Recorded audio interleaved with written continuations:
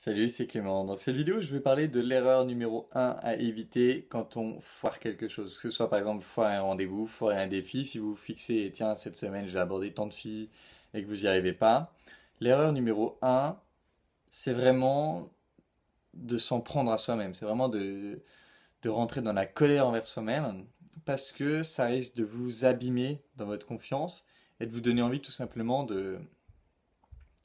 d'éviter, puisque la colère est issue de la souffrance. Et du coup, si vous faites preuve de colère après avoir raté un défi, ça va signaler à votre cerveau qu'il y a une souffrance à éviter. Donc ça va donner à votre cerveau l'envie de vous empêcher de retenter ce défi, de refaire des choses similaires.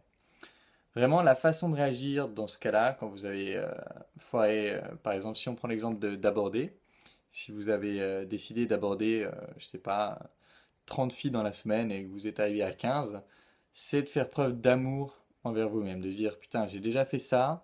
Il y a des mecs qui ont fait zéro approche cette semaine, moi j'en ai déjà fait 15. Ok, j'ai foiré, ou alors un rendez-vous, ok, j'ai pas réussi à conclure ce rendez-vous, mais au moins j'y étais. Au moins j'ai fait ce rendez-vous, au moins je suis en train d'avancer, et au moins je suis sur mon chemin.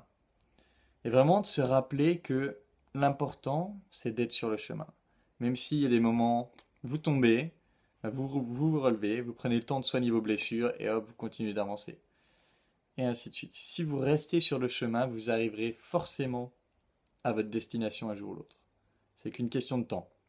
Bien sûr qu'il y a la stratégie générale à avoir, mais si votre stratégie est généralement bonne et que vous continuez à marcher, vous arriverez forcément quelque part. Évidemment, j'ai décidé de faire cette vidéo suite à mon échec du défi.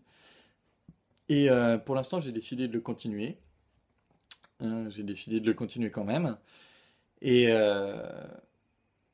mais dans la douceur envers moi-même. C'est-à-dire, je me dis, bon, là j'ai foiré, probablement parce que je me suis déconnecté de ça à un moment.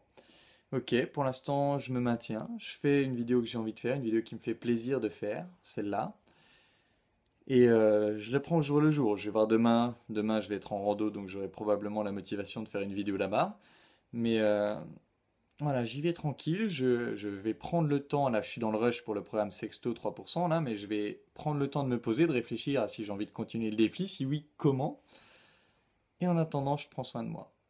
Voilà, je sais pas si c'est très clair. En tout cas, ça l'est pour moi. L'idée, c'est vraiment de se donner de l'amour plutôt que de la haine quand on foire un truc pour pouvoir, au final, donner le signal à son cerveau que c'est ok. C'est ok, même si tu foires, c'est ok, je t'aime quand même, tu peux continuer le chemin. Voilà, j'espère que cette vidéo vous aura aidé. Moi, ça m'aide de penser comme ça. C'est tout pour cette vidéo et en attendant, je vous embrasse et je vous dis à bientôt.